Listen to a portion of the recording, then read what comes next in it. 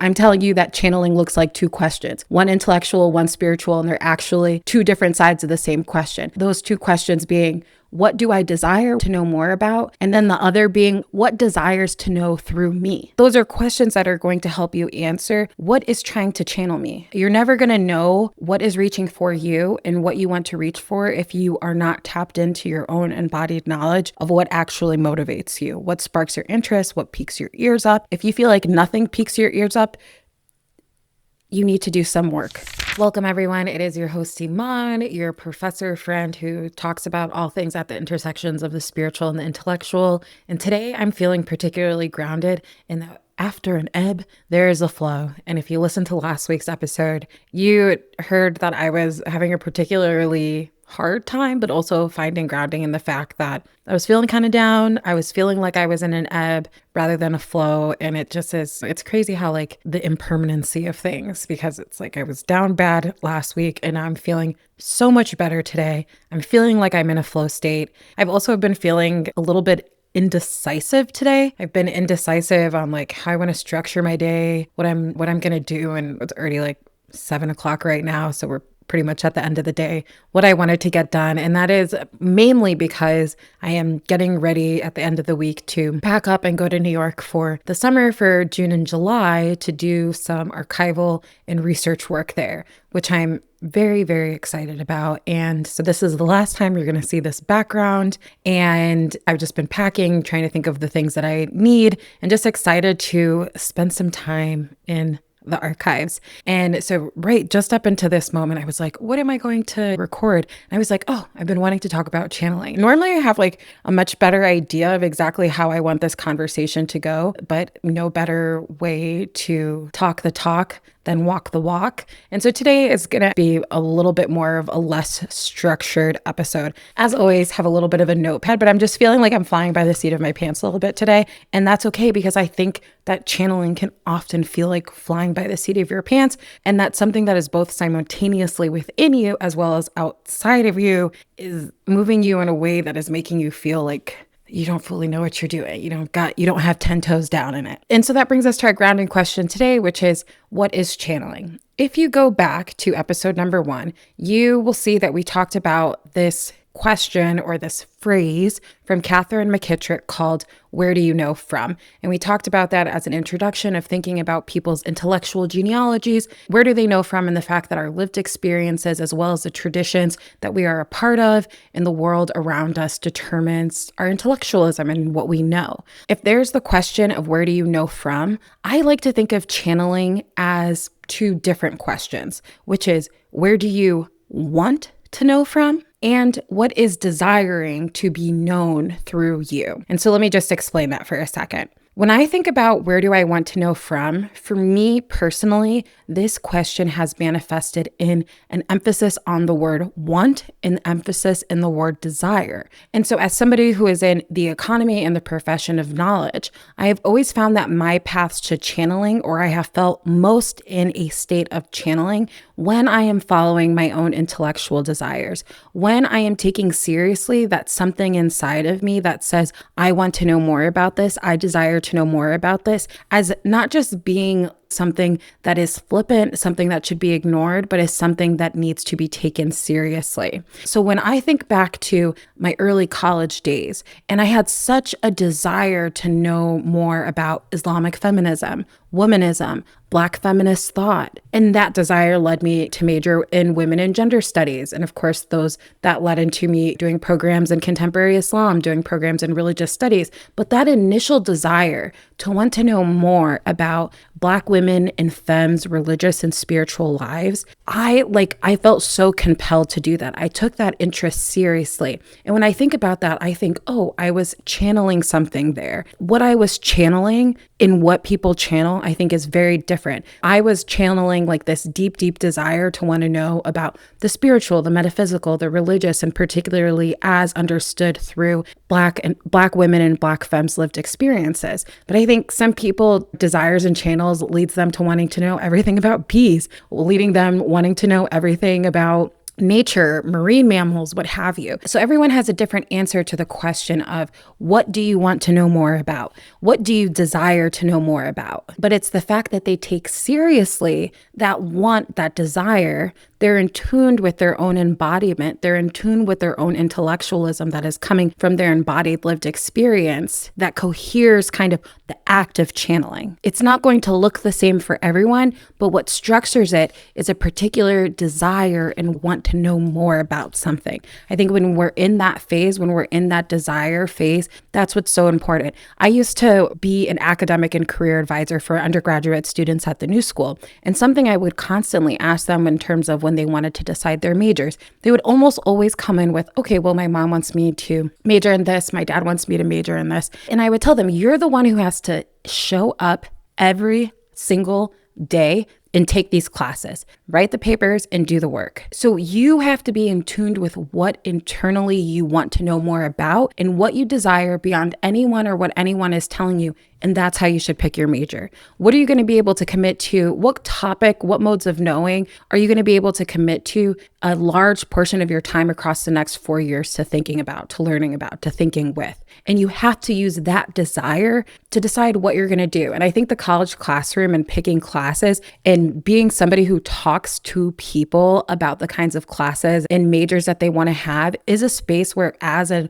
faculty member and then as an academic and career advisor, I constantly tell students, this is a space where you have to start articulating and being aware of your own intuition, your own desires, and your own wants, because it is that is going to propel you through the 4 years. What any parent tells you what they want for you, that's not going to motivate you to get up every day. Maybe for some it will. That's a short gas tank. You might be able to make it to the end of 4 years, but I don't know what kind of condition you're going to have. What would you say? That's like a finite, limited resource there.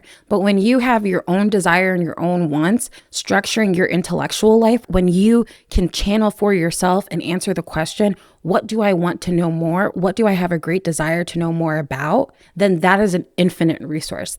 There's no limit to that. It's constantly replenishing. What is that? It's a reusable resource. So when we think about what does it mean to channel, the first question that I think to myself, the first question that I think about when I think about my intellectualism and when I think about how I try to mentor and encourage the intellectualism within the young people who are around me is answering the question of what do you want to know more about and what do you desire to know more about? Now, the second question, which gets into more of the kind of spiritual side of channeling, if the first question was that of intellectualism, is what wants to be known through you? Now, this is actually somewhat the same question of what do you desire to know more about? Because I personally think what one desires to know more about, you reaching for that thing, for that tradition, for that history, for that particular thinker, for that particular ancestor, to me personally, is also a question of what wants to be known through me, what is also reaching for me. So for me,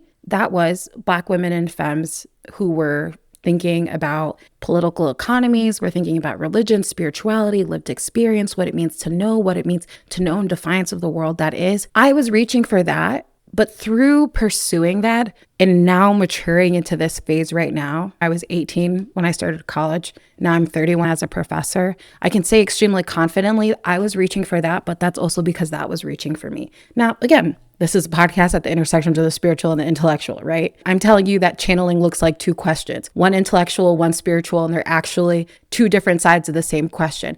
Those two questions being, what do I desire? What do I want to know more about? And then the other being, what desires to know through me? To me, those are two different sides of the same coin. But those are questions that are going to help you answer what is trying to channel me. You're never going to know what is reaching for you and what you want to reach for if you are not tapped into your own embodied knowledge of what actually motivates you, what sparks your interest, what piques your ears up. If you feel like nothing piques your ears up, you need to do some work in terms of thinking for yourself, of having knowledge about what your own desires are. And once you tap into that, let me tell you, you're going to be off to the races because that is a renewable resource. And there's actually this quote from a poem that I love by Kathleen Stewart that I think perfectly summarizes what it means to think about oneself as a channel. The poem is called Live Wire, and in it she says, like a live wire, the subject, which I think here means a person, channels what's going on around it in a process of its own composition, formed by the coagulation of intensities, surfaces, sensations, perceptions, and expressions. It is a thing composed of encounters and the space and event it traverses or inhabits. So again, when you think about yourself as a channel and the way that Kathleen Stewart is inviting us to in this moment, through this analogy, through this metaphor of the live wire, you yourself are a live wire, right? You're in the process of your own self-composition and your own becoming. You are a composition, a totality of the intensities, the surfaces, the experience, and the things. Who you are is determined by your environment. Now, I'll go a step further and say that I think it is both the seen and the unseen that also are the sensations and intensities and the experiences that determine who you are. But it is this idea of when we think about ourselves as a channel, we begin to see how the world around us forms who we are, right? When we answer that question of where do I know from? Where does my intellectualism come from? My lived experience, my childhood, what have you. And then we also think of ourselves as a channel, right? What do I desire to know more about? What is reaching for me? What wants to be known through me? And so I bring this up in this kind of question, poem, formulation in a way that I am intentionally trying to draw on a lot of things in this moment as a means of trying to invite you to think about what is typically considered an intellectual enterprise, that of knowledge, right? What do I desire to know? And starting to think about that at the intersections of the spiritual and the intellectual, and what adding that spiritual element means is also starting to think about how one's experiences, one's desires, one's intuitions also determine their relationship to knowledge. And then that is how you make yourself, right, a channel to many things. Another way of thinking about channeling too is also thinking about what is your medium? What is the medium that you partake in? What are the activities that you partake in that makes you feel like you have an infinite amount of knowledge and effort to put in through, that makes you feel in a flow state, that makes you feel like something that you could do forever? More importantly, what are the things that you do that makes you feel like knowledge is moving through you, that something is moving through you? So once you've got that embodied knowledge locked down, once you're able to at least answer the question, what do I desire to know more about, which I promise is also going to lead you to an answer to the question of what is desiring to be known through me, then you can start thinking about what your mediums are. And this is a huge part of intellectual life. People often think that intellectualism and mediums for intellectualism are just the written word, when that is simply not true. There are so many different mediums through which people's interest and desire come to be. For example, for me, I was thinking, well, what are my mediums? I have, I would say, 4 different mediums that I find speak through me,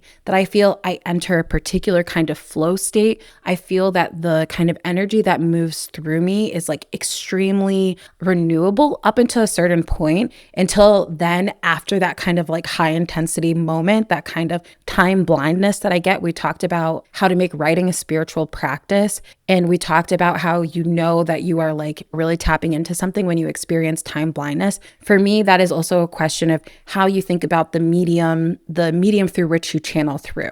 So people have different ones. For me, I feel like I have 4. That is journaling. Whenever I need emotional knowledge about my lived experience, knowledge about how I'm feeling in a moment to move through me, I journal. Whenever I need to theorize something, whenever I need to make something poetic, whenever I need to put something in conversation with a lot of other people and things, that is when writing is my medium. And it doesn't mean that it's always easy, but it is something that I cultivate and is a practice. Another medium for me is archival research, which I'm going to get to in terms of asking, what do I channel and what is channeling is also a means of thinking about method. But archival research, I am an intellectual historian. When I am in the archive, I feel like there is something that is moving through me when I am touching people's things, when I am thinking about and with the past. I feel like there is a kind of knowledge that comes off of those objects and pages. That is something I will probably spend my entire life theorizing what it is and what that feels like,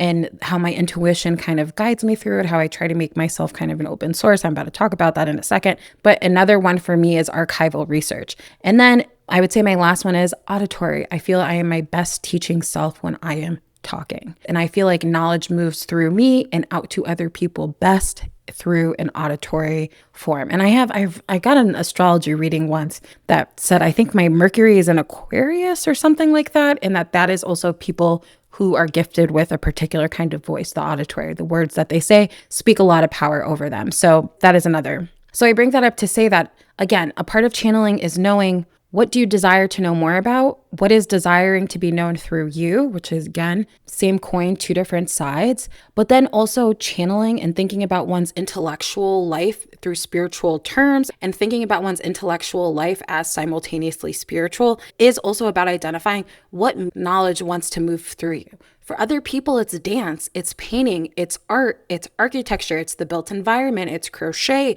it's aesthetic design, it's clothing, it's makeup. Everyone has a particular medium and a mode of expression in which knowledge, feeling, affect that moves through them, right? These are just mine. And so everyone has to know what their desire for knowledge is, and then also what medium they want to adopt, what technology they want to adopt for what they are trying to channel. So everyone also has to know what medium that feels best for them. And so one can also think about the question of, what are you channeling? How to channel? How do you channel? As also a question of method. Whenever anyone asks you, what is your method for your research, for answering the questions that you desire to know more about, right? So you thinking about channeling, I know what I want to know more about, but then how are you going to go about getting that knowledge, right? We talked about mediums for expressing it, but what are the technologies that you adopt in order to know it? Which is also can be a question of medium, but we can think about that differently. And so for me, intuition is a huge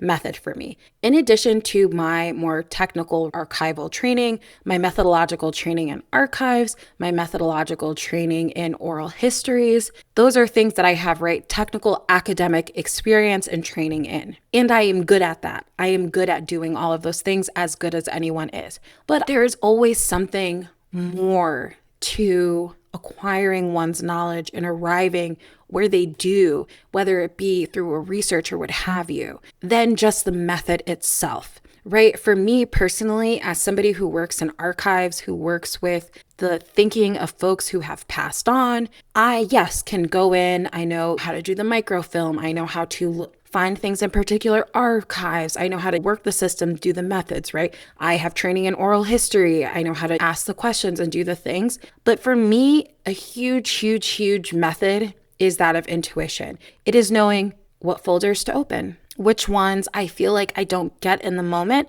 but I know that I want to document because I know something is going to come to me later. It is having a sense, a kind of empathy when one is going into oral histories and knowing what questions to ask, what not to ask, leaving things open, right? You can have all the methodological training that you want in whatever method it is, right? Whether it be archival, whether it be oral history, but you have to keep yourself open as a particular kind of channel, even when you're doing those methods. That to me, it would be so intellectually disingenuous to not account for the fact that in addition to that technical training, that there is intuition and that there are things beyond me that also help me arrive and move through me and move me to particular documents, to particular questions, to particular people, to particular spaces that I never anticipated, that then end up becoming a product that I never knew would be exactly as it was. And writing the dissertation and going through that process certainly showed me that, yes, I had a desire to know about Black women's spiritual lives, Black Muslim women's thinking about their knowledge and embodied knowledge and self-determination, but there was also something reaching for me, and that I had no idea that I would end up talking about the particular forms of knowledge that I ended up doing. I had no idea that my chapter on Malcolm X and Louise Little would also be a chapter on intuition. I had no idea that my other chapters would be structured by these other spiritual intellectualism that I call them. So that was what was reaching for me. I had no idea that the project was going to end up like that. And it also is going to keep evolving, right? The me reaching for and them reaching for me isn't ending, right? I'm going to make this a book, and this is a lifetime commitment that I have. But I bring that up to say that always your methods, right, when you are an academic, help you do the research. But like I said, it would be intellectually disingenuous for me not to acknowledge the fact that in addition to those methods that I use, that I am trained in, that I'm skilled at, that I'm good at, there's also something else that drives me. There's also something else that is structuring my desire and structuring my questions. And of course, that's the material world around me. That's my upbringing. That's my childhood. That's my ancestors. But again, even just bringing up ancestors, it is also for me something that feels beyond just something I can name and point to. So that is what I have for you guys on channeling. I hope this makes sense. I will do another episode of this, but this was me just channeling about channeling and what I think is actually helpful and good to know about, so that people can think about their intellectualism as a form of channeling, which I think allows us to think about our intellectual lives as not oppressive and boring and something that we have to do, and rather thinking about our intellectual lives as fulfilling our desires and as a renewable resource and a renewable sense of energy. It's always something that we have to tap into. So with that, I am leaving this episode just feeling grounded and again, being in a flow state. I'm about to go to a rock concert for the first time. I've been really enjoying the Atlanta live music scene and checking that out with friends that I've made here. And this is my last couple of days here in Atlanta before I leave for the summer. So I'm just feeling very grounded in the flow. I'm feeling very grounded in the present, and I'm feeling